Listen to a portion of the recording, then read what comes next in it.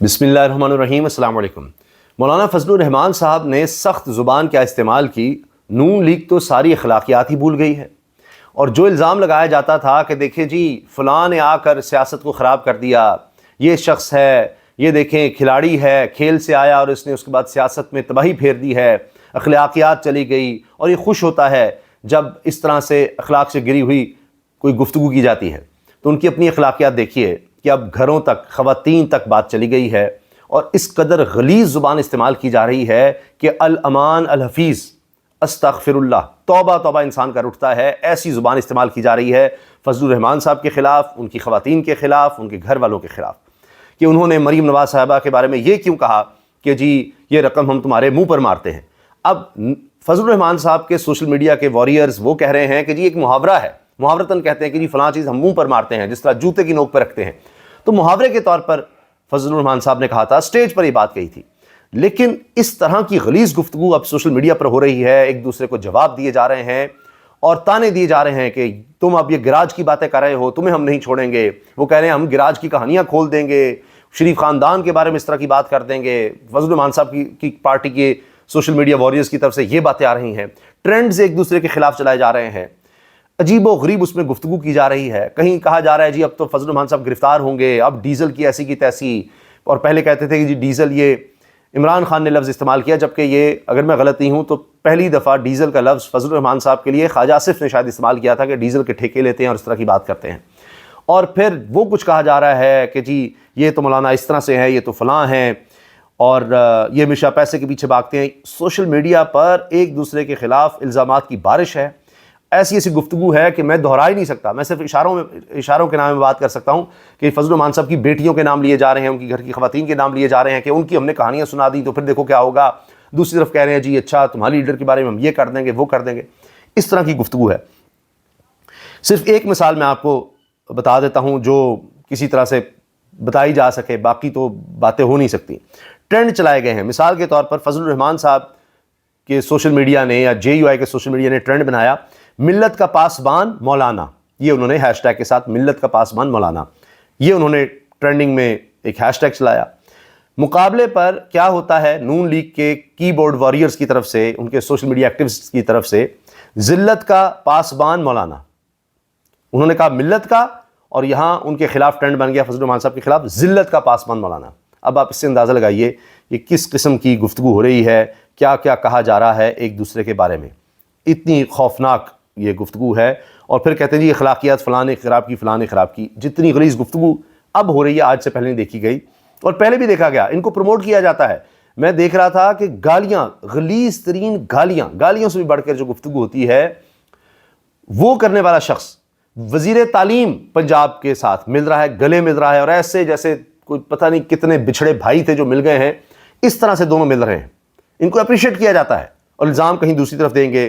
तो ये तो तहरीक इंसाफ की ख़वातीन को गिरफ्तार कर चुके हैं कि जी इन्होंने अखलाक से गिरी हुई हरकत की थी, गुफ्तगू की थी, कोई पोस्ट लगाई थी, इस वजह से इनकी गिरफ्तारियाँ हैं। लेकिन यहाँ आप देख लीजिए क्या हो रहा है। यहाँ तो वज़ीर खुद आगे बढ़ते हैं, साफ़ियों को नहीं छोड़ते, ख़वातीन साफ़ियों को नहीं छोड़ते, बाकियों की क्या बात की जाए। अब आप ये देखें कि बिशारत राजा सीनियर साफ़ी लिखते हैं, शरीफ ख़ानदान के बारे में पीर पगाड़ा ने फरमाया था कि ये जब ताकत में होते हैं तो गिरबान पर हाथ डालते हैं और जब मुश्किल में होते हैं तो पाँव पड़ते हैं। मौलाना फजलुर रहमान के साथ सोशल मीडिया पर पटवारी जो कुछ कर रहे हैं, अल अमान अल हफ़ीज़, ये बातें अब सीनियर साफ़ी लिख रहे हैं।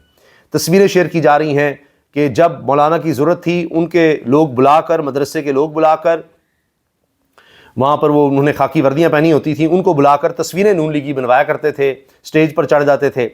और अब आप ये देखें कि शदीद गंदी गालियाँ दे रहे हैं मौलाना फजलुर रहमान साहब को, उनके घर वालों को, और नून लीग के लीडरान खामोश हैं, रोक भी नहीं रहे। ये बात आगे बढ़ेगी, मैं आपको बता दूँ।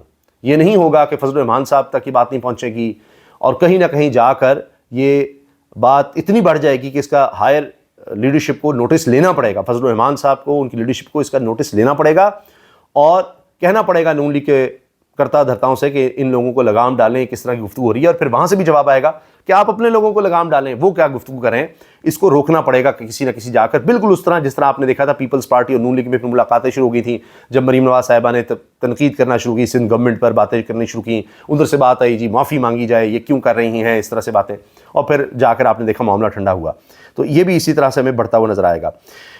دوسری طرف سیاسی ہلچل مچی ہوئی ہے اور اس میں شاہ محمود قریشی نے ملاقات کی ہے سلمان راجہ سے. وہ ملاقات کوئی 20 منٹ جاری رہی ہے اور شاہ محمود قریشی کہتے ہیں جی جہاں عمران خان کھڑا ہے میں اس سے کہیں آگے اس کے سامنے کھڑا ہوں گا, ڈھال بن کر, یا اس کے ساتھ پیچھے نہیں ہٹ سکتا.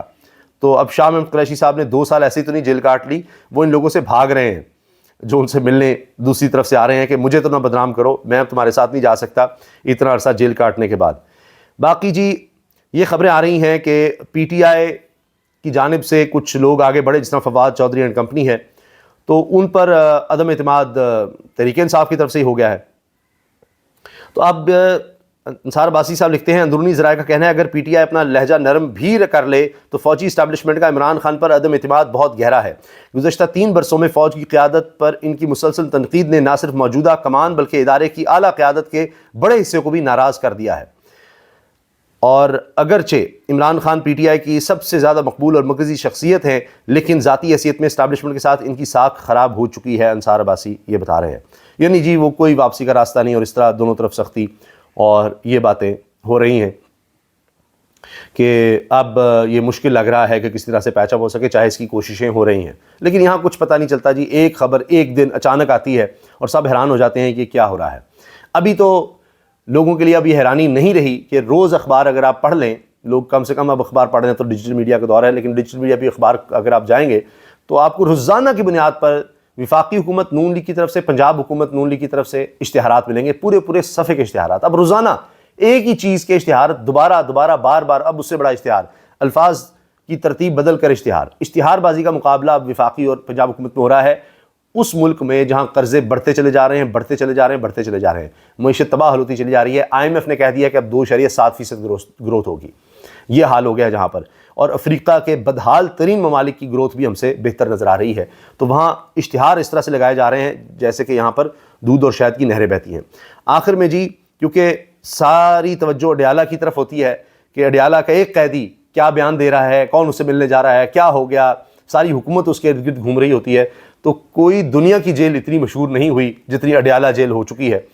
تو اب وہاں سے کوئی بھی خبر آئے تو وہ بریکنگ نیوز بن جاتی ہے. ایسی یہ خبر آئی کہ اڈیالہ جیل میں قیدی طبیعت خراب ہونے پر اسپتال منتقلی کے دوران دم توڑ گیا. دنیا نیوز کے مطابق, یعنی چینلز پر یہ بریکنگ نیوز چل رہی ہے, دنیا نیوز کے مطابق اڈیالہ جیل میں قیدی کی اچانک طبیعت خراب ہو گئی جن کو اسپتال منتقل کیا جا رہا تھا. قیدی مشتاق اسپتال منتقلی کے دوران ہی جاں بحق ہو گیا. اور اس طرح سے پہلے بھی دیکھا گیا ہے کہ وہاں کسی کی طبیعت خراب ہوتی ہے, کوئی پراپر انتظامات نظر نہیں آتے, پھر کوئی پتہ چلتا ہے جی وہاں پر لوگ جاں بحق ہو گئے, کہیں لڑائی میں ایک دوسرے کو مار دیا. انکوائریاں بیٹھتی ہیں کہ جی وہ جیلر بیٹھے گا, فلاں ہوگا, یہ ہوگا, وہ ہوگا. تو اڈیالہ جیل کے حوالے سے بڑی خبریں بنی ہوئی ہیں کہ ڈپٹی سپرنٹینڈنٹ جیل ہیں ان کے بارے میں جناب خبریں آ گئیں, کیا ہو رہا ہے کیا نہیں ہو رہا. کبھی عدالتوں میں پیشیاں ہو رہی ہیں, وہ جواب دے رہے ہیں. تو کہنے کو جیل کا سپرنٹینڈنٹ ویسے وزیر اعظم سے بھی زیادہ طاقتور لگتا ہے کہ کس سے ملاقات ہوگی کس سے نہیں ہوگی, وہ فیصلے کر لیتا ہے. اور ہمارے وزیر اعظم صاحب فارم 47 کے یہی کہہ رہے ہوتے ہیں میں پوچھ کے بتاتا ہوں, تو ان کو اجازت نہیں ملتی, تو جیلر بظاہر زیادہ طاقتور لگتا ہے. یہاں تو یہ حال ہے. اجازت دیجیے, اللہ حافظ.